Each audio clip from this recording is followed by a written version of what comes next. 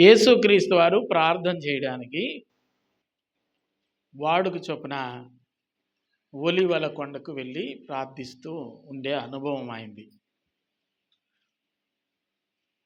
ఆయనతో పాటు ప్రార్థన అంటే ఎవరు ఇష్టపడతారో వాళ్ళని కూడా వెంటబెట్టి తీసుకొని వెళ్ళేటువంటి అనుభవము ఇక్కడ ఉన్నటువంటి అనుభవం. యేసుక్రీస్తు వారితో అత్యంత సన్నిహితంగా మెలిగే శిష్యులలో ముగ్గురు శ్రేష్టమైనటువంటి వ్యక్తులుగా భావించి ఎప్పుడు తనతో ఉండేటట్లు ప్రభు జాగ్రత్త పడుతూ ఉండేవాడు. అలాగున తనతో ఉన్నటువంటి శిష్యులలో పేతురు, యోహాను, యాకోబు వీళ్ళు ఒక ప్రత్యేకమైనటువంటి విధానంలో ప్రభువుని వెంబడిస్తూ ఉండేటువంటి వాళ్ళు. మిగిలిన వారు కూడా ఆయనతో పాటు వచ్చేవారు, కానీ కొంత ప్రాధాన్యత వాళ్ళకి తగ్గి ఉండేది అన్నమాట. ఇప్పుడు యేసుక్రీస్తు వారు ప్రార్థన చేస్తూ ఉండగా పరలోకం నుంచి దేవదూతలు దిగి వచ్చారు. ఇద్దరు దేవదూతలు దిగొచ్చి యేసుక్రీస్తు వారితో మాట్లాడడం మొదలుపెట్టారు. దేవదూతలు దిగొచ్చి యేసు ప్రభుతో మాట్లాడుతూ ఉంటే యేసు ప్రభుతో పాటు ప్రార్థించడానికి వచ్చినటువంటి ముగ్గురు వ్యక్తులు ఉన్నారు కదా, ఈ ప్రార్థనలో ఆయన లీనమవుతూ ఉన్నప్పుడు వీళ్ళు ఏం చేశారంటే ప్రార్థిస్తున్నట్లుగా ప్రార్థన ఆరంభించి నిద్రపోవడం మొదలుపెట్టారు. నిద్రపోయినడికి ఏం తెలుస్తుందండి? అందుకే చర్చిలో నిద్రకండరా అని చెప్తుంటారు. నువ్వు నాకు చెప్పడానికని అలా నిద్రపోతూ ఉంటారు. మా పాస్టర్ గారు ఏం తక్కువ తిన్నారా? ఎక్కడెక్కడ మీటింగ్స్ జరుగుతూ ఉంటే ఒక ఆయన ప్రార్థన చేస్తూ ఉంటే వాక్యం చెప్తుంటే ఒక ఆయన కుర్చీలో కూర్చొని ఒళ్ళో బైబిల్ పెట్టుకొని దబేక్కుని బైబిల్ పడిపోతూ ఉంటుంది. ఎందుకు పడిపోయింది అంటే అయ్యగారు నిద్రపోతున్నారు. అక్కడ ఏకాత్మ ఎలా ఉంటుంది? దేవుని యొక్క ఆత్మ ఎలా పనిచేస్తుంది? నిద్ర అపవాదికి సంబంధించింది. దేవుణ్ణి చూడనీయకుండా చూడాలి అంటే మన రెప్పలు లేవాలి. కన్నులు తెరచి ప్రభువుని చూడడానికి అనుభవం లేకుండా ఏం చేస్తాడంటే వాడు వచ్చి రెప్పల మీద కూర్చుంటాడు. ఎంత నువ్వు ట్రై చేసినా లేపడానికి ట్రై చేసినా లేవు. కారణం ఏంటంటే ఈ మత్తు, ఈ మగతం మనకి ఎలా వస్తుందంటే అక్కడ దేవుడు నిన్ను దర్శించబోతున్నాడు. దర్శించేదానికి ముందు ఆ భాగ్యము నీకు కలగకుండా ఉండడం కోసం దుష్టుడు ప్రయత్నం చేస్తున్నాడు. అందువల్లే నీకు మందిరంలో ప్రార్థన చేసేటప్పుడు అత్యధికంగా నిద్ర రావడానికి కారణం. కాబట్టి ఇక్కడ ఉన్న ఈ ముగ్గురు శిష్యులు నిద్రపోతూ ఉన్నారు. వీళ్ళు నిద్రపోతూ ఉండగా దేవదూతలు వచ్చి ప్రభుతో మాట్లాడుతున్నారు. ఏం మాట్లాడారట అంటే యెరూషలేములో జరిగే నిర్గమమును గూర్చి ఈ దూతలు ఇద్దరు ప్రభుతో మాట్లాడారు.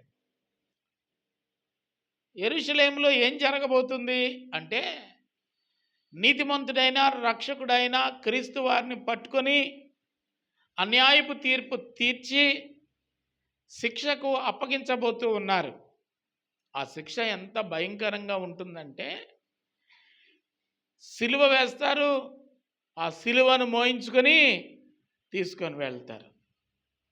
సిలువ మోయడానికై త్వరపెట్టే నేపథ్యంలో భయంకరమైన కొరడా దెబ్బలు కొడతారు.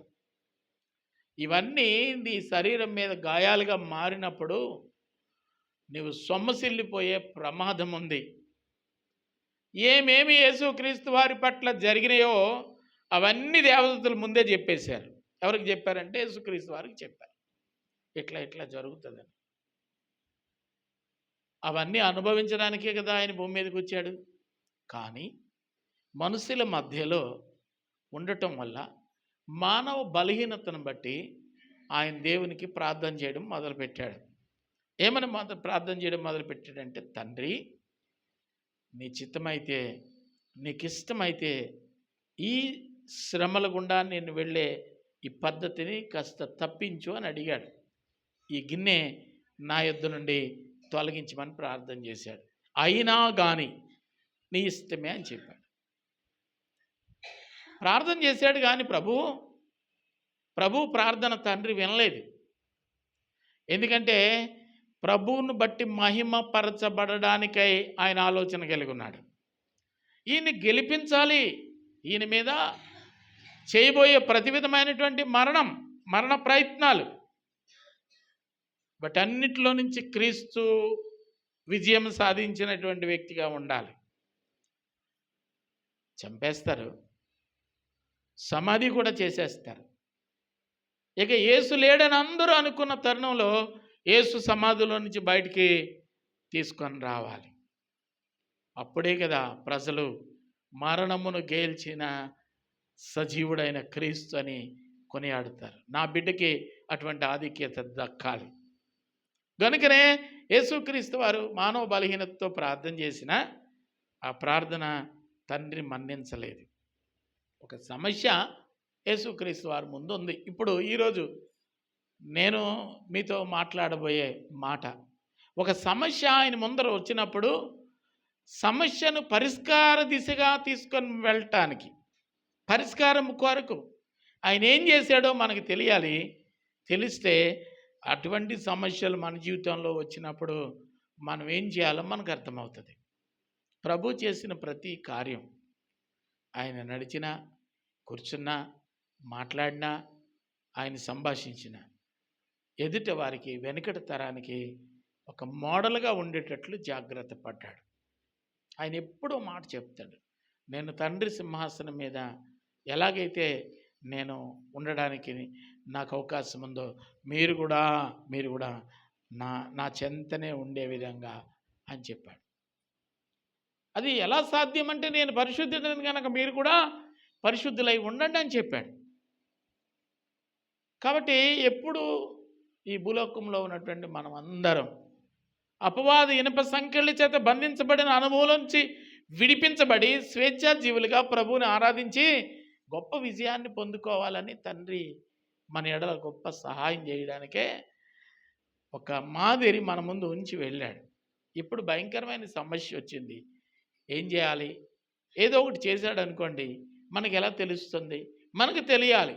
ఆ సమస్య నుంచి మనం బయటపడడానికి ఒక మార్గాన్ని దేవుడు సూచించాడు. సమస్య ఏమిటి అంటే మరణం, భయంకరమైన మరణం, ప్రాణమే పోయే పరిస్థితులు. మనం ఏం చేస్తాం? మనకు ఒక వాడుక ఉంది.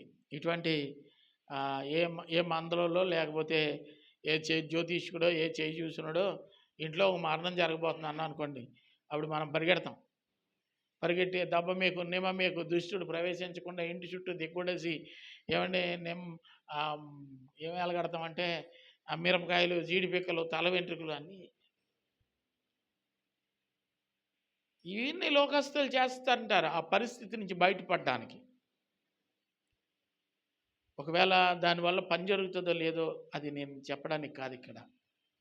నీ జీవితంలో సమస్య వచ్చినప్పుడు వాళ్ళలాగా కాకుండా ఆ సమస్యను ఎదుర్కోవడానికి క్రీస్తులాగా నువ్వు పనిచేయాలంటే క్రీస్తు చేసిన ఆనవాళ్ళు ఈ భూమి మీద భక్తుల కొరకు తెలియచేయబడాలనే ఈ ప్రయత్నం. ఆయన ఏం చేశాడంటే తండ్రికి విన్నవించుకున్నాడు. తండ్రి అంటే యజమానుడు. ఈ భూప్రపంచం అంతా ఒక కుటుంబం, క్రీస్తుని ఎరిగిన కుటుంబం, క్రీస్తుని ఆరాధిస్తున్న కుటుంబం. ఈ కుటుంబానికి న్యాయాధిపతిగా, దేవుడుగా, ప్రభువుగా ఉన్నటువంటి క్రీస్తు సమస్య వచ్చినప్పుడు కాపరే లేకపోతే గొర్రెలు చెదిరిపోతాయంట. ఇప్పుడు కాపరినే లేకుండా చేయాలనుకున్నప్పుడు ఆ కాపరి చేసిన పని ఏమిటి అంటే తండ్రికి ప్రార్థన చేయడం మొదలుపెట్టాడు.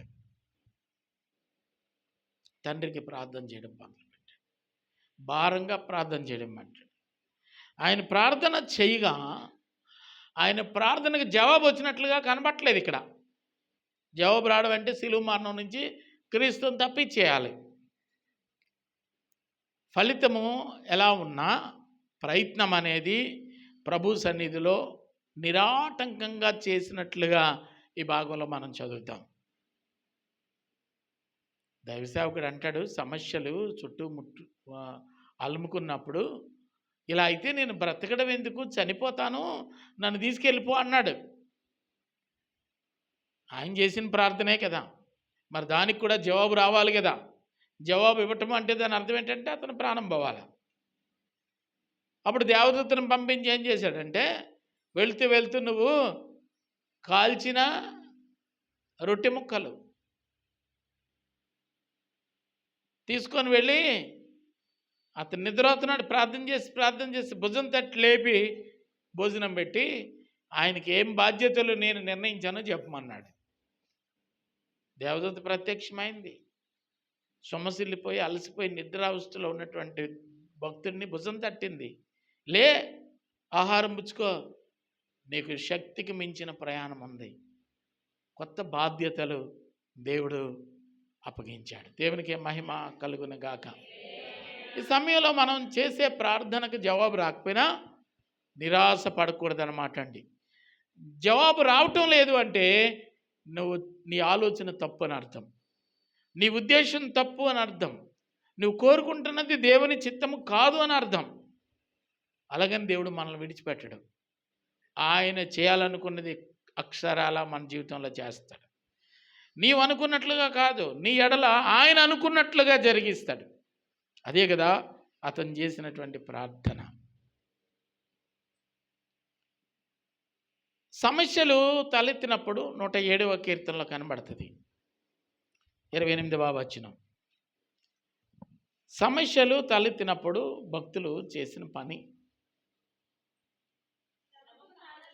శ్రమలు వచ్చినప్పుడు తట్టుకోలేక వాళ్ళు దేవునికి మొరపెట్టారు. దేవునికి మహిమ కలుగును గాక. సమస్యలు వస్తే మనం ఏం చేస్తాం? మనుషులకు మొరపెడతాం, మనుషులకు మొరపెడతాం. ఇప్పుడేమో హాస్పిటల్లో పిల్ల ఉంది. హాస్పిటల్ అంటేనే కొద్ది కష్టం. ఫస్ట్ మనం ఏం చేయాలి? ప్రార్థన చేయాలి. అది మనం చెప్తే, నేను బోధిస్తున్నాను కాబట్టి నేను చెప్తున్నాను. మరి ప్రార్థన ఒకటే చేస్తున్నానా నేనంటే, నాకు తెలిసిన ఒక 2 సేవకులకి మెసేజ్ పెట్టాను, మీ దగ్గర అదనంగా మీకు ఉపయోగం లేని డబ్బులుంటే పంపించండి, తర్వాత నేను చూస్తాను. ఇది మానవ బలహీనత. మనం చేసే ప్రయత్నం ఏంటంటే మానవ బలహీనత. మన విశ్వాసము ఒకటే ఉండాలి, మన ప్రభువు చేస్తాడు. లోకంలో ఉన్నాం మనం, ఏ ప్రయత్నం చేయకపోతే మాట పడిపోతామేమోనని భయం, నలుగురు ఏమనుకుంటారేమోననే భయం. అర్థమవుతుందా? తనకొస్తే ఇలాగైనా విడిచిపెడతాడా అని అంటారేమోనని భయం. లోకం మధ్యలో ఉన్నాం కాబట్టి ఇటువంటి బలహీనతలు మనిషిని వెంటాడుతూ ఉంటాయి. కానీ మనం అడిగింది, మనం ఆశించేది ఆయన అనుగ్రహించే కృప కొరకైనది అయి ఉండాలి. దేవునికి మహిమ కలుగును గాక. నీ చిత్తమే, నీ చిత్తమే, నీ చిత్తం. భక్తులు కూడా ఏం చేశారట? ఈ 107వ కీర్తన 28లో ఏమని రాస్తుందమ్మా? శ్రమలు తట్టుకోలేక. వీళ్ళు ప్రార్థన ఎప్పుడు చేశారు అంటే తట్టుకోలేనన్ని శ్రమలు వచ్చినప్పుడు. చెప్పండి అందరూ, ప్రార్థన ఎప్పుడు చేశారు? తట్టుకోలేనన్ని శ్రమలు వచ్చినప్పుడు. ఇప్పుడు అందరూ ప్రార్థించాలి అని దేవుని చిత్తమైతే మరి అందరూ ప్రార్థన చేస్తున్నారు అని అడిగితే, కొంచెం 4 ఏళ్ళు లోపలికి వెళ్తే వాడు ప్రార్థనే చేయట్లేదు, బీరువాలో 10,000 ఉంటాడు ప్రార్థనే చేయట్లేదు, ఏ గిల్ట్ నగలో అలా ఆయన తీసుకొస్తే ఇంకా ప్రార్థనే ఉండదు ఆ అమ్మకి. ఎన్నాళ్ళ నుంచో కొనుక్కుందాం అనుకున్న చీర ఒకవేళ కొని తెచ్చాడు అనుకోండి మైదారు మొగుడు, ఇంకా ప్రార్థనే ఉండదు, అది చూపించుకోబోసరికే సరిపోతుంది. కలిమి విస్తరించిన కొలదికి ప్రార్థనలు కరువైపోతున్నాయి. క్షేమంగా ఉన్న కొలది ప్రార్థనలకు రావటం లేదు. అందరూ ప్రార్థించాలి అంటేనట ప్రతి మోకాలు ఆయన నామంలో వంగాలి, ప్రతి నాలుక ఆయన స్తుతించాలని బైబిల్లో ఉంది. మరి ఎంతమంది స్తుతిస్తున్నారు, ఎంతమంది ప్రార్థన చేస్తున్నారంటే ప్రార్థన చేయవాళ్ళు కరువు అయిపోయారు. ఒకవేళ అక్కడక్కడ తెల్లవారుజామున సేవకులు ప్రేరేపించి సంఘస్థులకి ప్రార్థన చేయండి అంటే కోళ్ళ బాగోవాలి, కొడుకు బాగోవాలి, నాకేమో 10 ఎకరాల భూమి ఉండాలి, ఆ పక్కోటి దమ్మేస్తే నేనే కొనాలి, ఈ ప్రార్థనలే తప్ప లోకం రక్షింపబడాలని భారంతో ప్రార్థన చేసేవాళ్ళు ఎక్కడ ఉన్నారు? లేదు. ఇప్పుడు అందరూ ప్రార్థన చేయాలా? కానీ ఇక్కడ ఎవరూ ప్రార్థన చేయటం లేదు. ఇక్కడ అందరూ ప్రార్థన చేయాలనేది దేవుని చిత్తం. ఇప్పుడు వాళ్ళకి ఏం పెట్టి ఉంటాడు దేవుడు? తట్టుకోలేని శ్రమలు పెట్టి ఉంటాడు. అప్పుడు గాంధీ వాళ్ళు ప్రార్థన చేయలే. ఏమ్మా మళ్ళీ చదవండి ఆ మాట. శ్రమకు తాళలేక దేవునికి మహిమ కలుగును కాక. ఎలాగ విడిపించడానికి రెడీగా ఉన్నాడు కదా. వీళ్ళు మొరపెట్టినప్పుడు విడిపించడానికి ఆయన సిద్ధపడ్డాడు. అంటే శ్రమలు వస్తున్నాయని ఆయనకి తెలీదా? ఈ శ్రమల్లో నా బిడ్డలు నలిగిపోతారని తెలీదా? ఆ శ్రమ అనుభవంలోనికే వెళ్లకుండా శ్రమ రాకముందే ఆయన అడ్డు పెట్టచ్చు కదా. అపవాది లోనికే ప్రవేశించకుండా ఆయన ద్వారం దగ్గర దేవదూతలు పెట్టి నిలిపివేయచ్చు కదా. అప్పుడు ఈయన భక్తిపరుడు అవుతాడంటారా? కష్టాలు నీ కుటుంబంలో అడుగు పెట్టకుండా దేవుడు గేటు దగ్గర ఆయన నిలబడి దుష్టుడు రానియకుండా అడ్డుకున్నాడు అనుకోండి, నువ్వు ఏం ప్రార్థన చేస్తావా? ఇంట్లో చిన్న కార్యం చేస్తున్నప్పుడు ప్రార్థన వదిలేస్తున్నారు. ఇక నాకెప్పుడు అన్నీ అయిపోయిన అన్నీ లెక్కలు. ఇలాంటి లెక్కలంటే అలాంటి లెక్కలు అన్నమాట. నీ గిడితి లెక్కలు పనికిరావు ప్రభు దగ్గర. నాకేమని నువ్వు అనుకున్నావా ఆ రోజే నువ్వు పడిపోయావు. ప్రతి క్షణం దేవుని దగ్గర నువ్వు వరం అడగాలి. ప్రతి క్షణము నాకు ఆయుష్ నిమ్మని నువ్వు అడగాలి.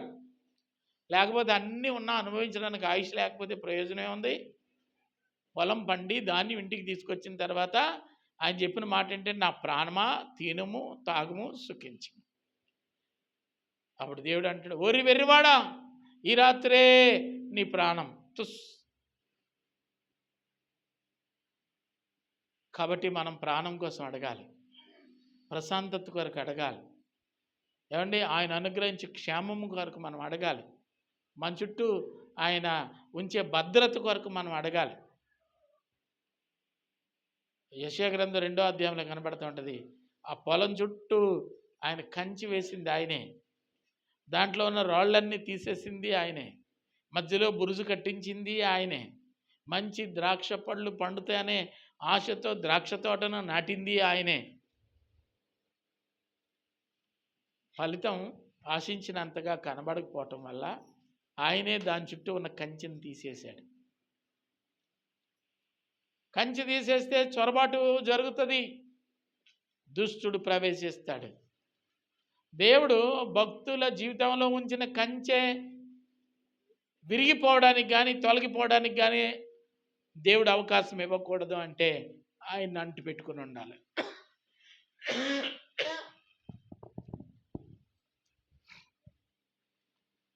ఆయన అవసరం మనకుంది. చెప్పండి, ఆయన అవసరం మనకుంది. సాక్ష్యం చెప్పంటే 10 నిమిషాలు ఏదో చెప్తారు, ఏదో కార్యం జరిగిందని. అక్కడితో మన జీవితం ముగిసిపోలేదు కదా.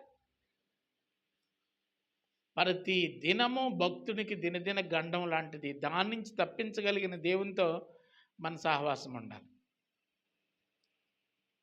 శ్రమలు అన్నీ వస్తేనే తప్ప వాళ్ళు దేవునితో తిరిగారు కాదు. శ్రమలు తాళలేక వారు యెహోవాకు మొరపెట్టారు. అంటే ప్రార్థించే ఒక బృందం ఏర్పడాలి అంటే దానికి ముందు వాళ్ళకి గాయం అనేది కలగాలి. నేను ఈరోజు ఎప్పుడో చెప్పినట్టు నిన్నదేం చెప్పారనుకుంటాను.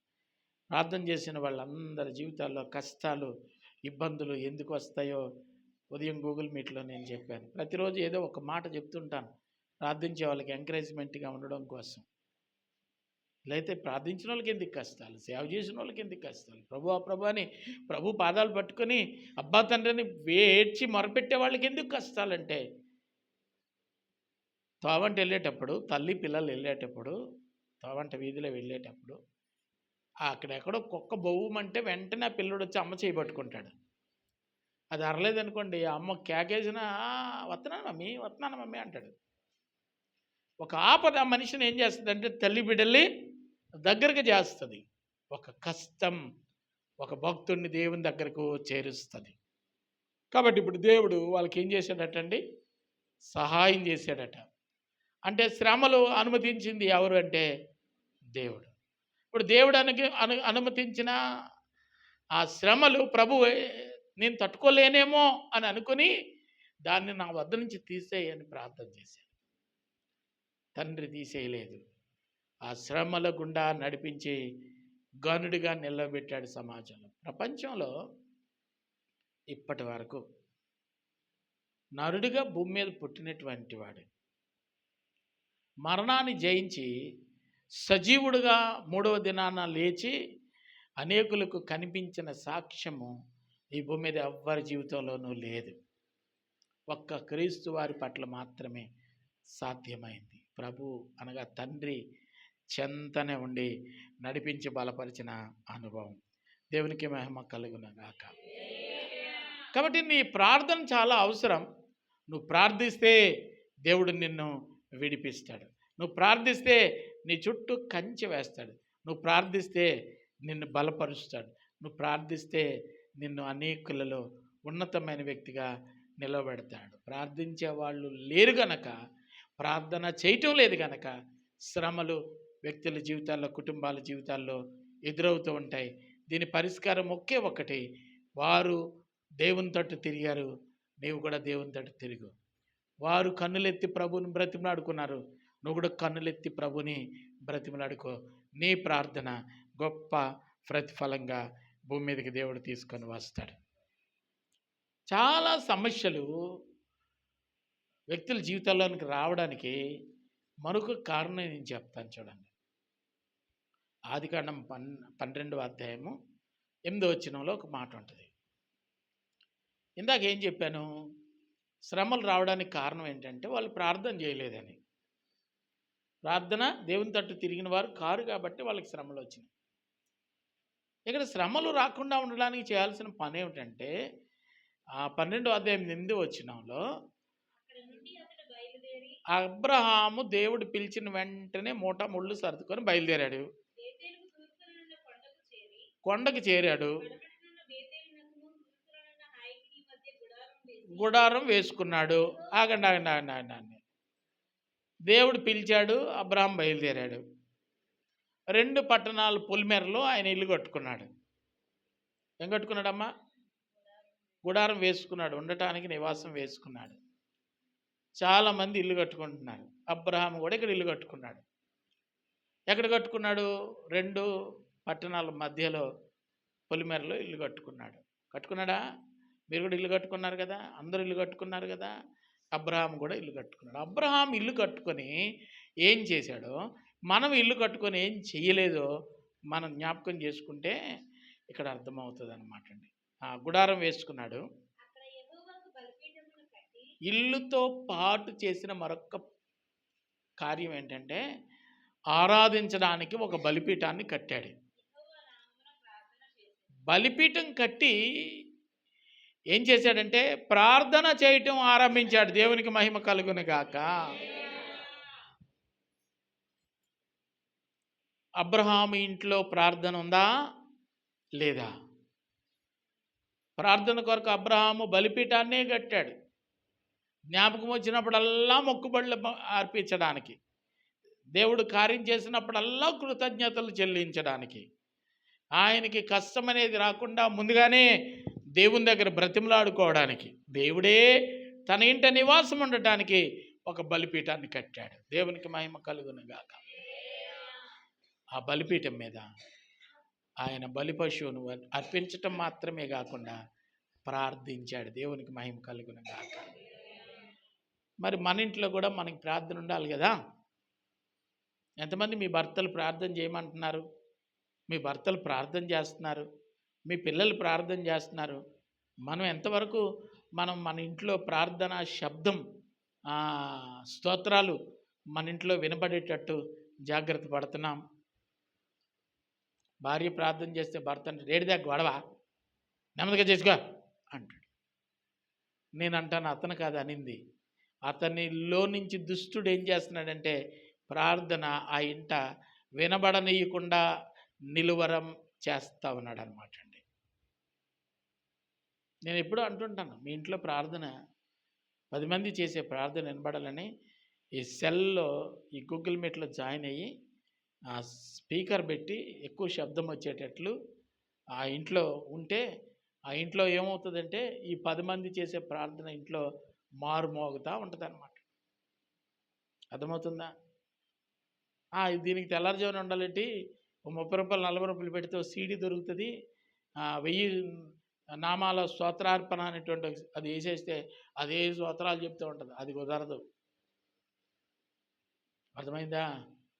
ప్రార్థన ఉండాలి, ప్రార్థన ఉండాలి, ప్రార్థన ఉండాలి. 3:30కి ప్రార్థన అంటే ముగించేటప్పుడు వస్తున్నారు నన్ను పరీక్షించడానికి. ప్రార్థనకు అవకాశం ఇస్తాడా ఈ పాస్టర్ గారు? ఇవ్వకపోతే మనకు పాస్టర్ గారులే లేరేటి, మళ్ళీ నా మీదే అలగడాలు. నువ్వు ప్రార్థిస్తే నాకేమి, ప్రార్థించకపోతే నాకేమి, నువ్వు దేవుడిని పట్టుకొని ఏడిస్తే నాకేమి, అడగకపోతే నాకేమి. కానీ నువ్వు పాదాలు పట్టుకొని ప్రార్థించడం మొదలు పెడితే నీ బ్రతుకు బాగుంటుంది, కుటుంబం బాగుంటుంది, నీ యొక్క పరిస్థితులన్నీ బాగుంటాయి. నీ చుట్టూ దేవుడు భద్రపరచబడిన కంచెను దేవుడు ఉంచుతాడు. ఆ కంచెను దాటి ఎవడు రాలేడు. వాడు అంటాడు, ధనవంతుడు అంటాడు, అయ్యా ఈ అగ్నిగుండంలో నేను వేదన పడలేకపోతున్నాను, ఆ లాజర్ను పంపించి వేలుతో నీటి బొట్టున నాలుగు మీద పంపించంటే ఆయన అంటాడు, ఇక్కడ వారు అక్కడికి, అక్కడ వారు ఇక్కడికి దాటి పోజాలకుండున్నట్లు దేవుడు అగాధాన్ని ఉంచాడట. అగాధం మండుచున్న వేడిమి కలిగినటువంటి అగ్నిగుండాన్ని దేవుడు ఉంచాడట. ఎవడు దాటలేడట.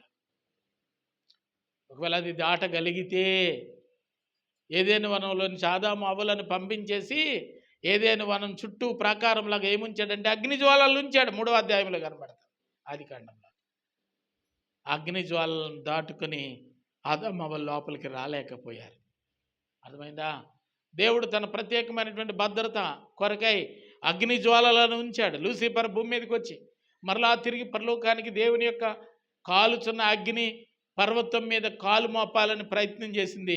అగ్ని వేడిమికి కాలు మోపలేకపోయింది. అయ్యో నేను ఇక్కడి నుంచే వెళ్ళాను కదా, నేను ఎందుకు ఈ పర్వతం మీద అడుగెట్టలేకపోతున్నానంటే ఇక్కడి నుంచి వెళ్ళేటప్పుడు నీలో దోషం లేదు, వచ్చినప్పుడు నీలో దోషం ఉంది.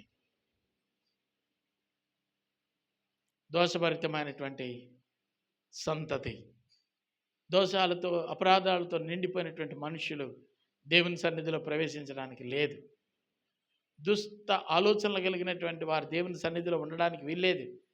బయటికి దేవుడు నెట్టేస్తాడు, అగ్ని జ్వాలలకు కావల ఉంచేస్తాడు. అర్థం చేసుకోండి. భద్రపరిచే దేవుడు, బాగు చేసి ఆయనకంటే గొప్పవాడు ఈ భూమి మీద నిన్ను రక్షించేవాడు మరొక్కడు లేడు. కాబట్టి మనం ఏం చేయాలి? తండ్రి నాయన అని ఆయన పాదాలు పట్టుకోవాలి. నీకు ఆయనకి మధ్యలో కంచి రాకూడదు, నీ చుట్టూ కంచి ఉండాలి. అర్థమైందా? ఆ మధ్యలో నీవు నీతో పాటు నిన్ను ఏర్పాటు చేసుకున్న నీ దేవుడు ఉండాలి. అటువంటి కృప భూమి మీద భక్తులందరూ కలిగి ఉండేటట్లు మనల్ని మనం సిద్ధపరచుకోవాలి. సమస్య నుంచి విడిపించబడ్డానికి ఆయన చేసిన పని ప్రార్థించాడు. అదే ప్రార్థన నీ జీవితంలో ఆరంభిస్తే సమస్య నుంచి నువ్వు కూడా విడిపించబడతావు, అద్భుతాన్ని చూస్తావు. అటువంటి దేవుని కృప సిద్ధపాటు మనందరికీ దేవుడు దయచేయను గాక. తలలు వంచుదాం, ప్రార్థన.